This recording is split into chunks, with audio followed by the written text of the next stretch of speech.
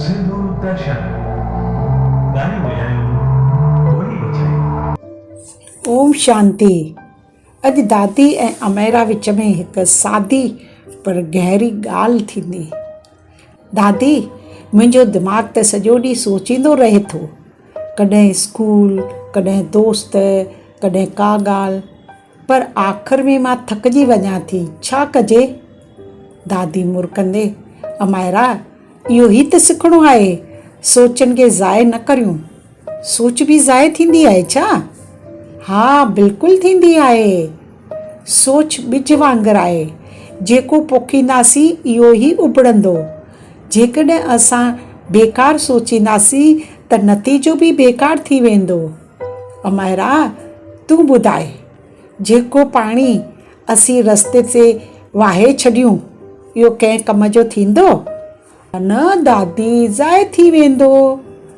बसि साॻी तरह जेकॾहिं असीं पंहिंजी सोचूं बेकार ॻाल्हियुनि में लॻायूं था त असांजी ताक़त ज़ाइ थी वञे, ऐं जेकॾहिं साॻियूं सोचूं सुठी, साफ़ ऐं साॻी तरह जेकॾहिं असीं पंहिंजी सोचूं बेकार ॻाल्हियुनि में लॻायूं था त असांजी ताक़त ज़ाइ थी वञे, ऐं जेकॾहिं साॻियूं सोचूं सुठी, साफ़ ऐं मश्बत तरफ़ मोड़ियूं त छा थींदो?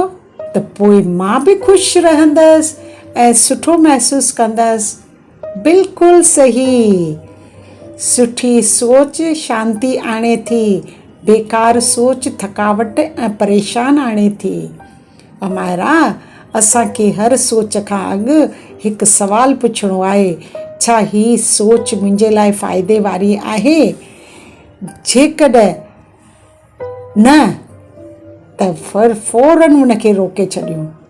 अमेरा, दादी, हाणे मां सम्झी वियसि। मां पंहिंजी सोचुनि खे बचाईंदसि ऐं सिर्फ़ु सुठो ई सोचींदसि। दादी प्यार सां, इहो ई सचो राजयोग आहे। सोचनि खे संभालींदासीं त ज़िंदगी पाणे संभलजंदी वेंदी। अॻे एपिसोड में असीं सिखंदासीं सोचनि खे सही रुख में कीअं हलायूं। तयारु रहिजो। अमेरा मुस्कुराईंदे, हा दादी, मां इंतज़ारु कंदसि। ओम शांति शांति शांति।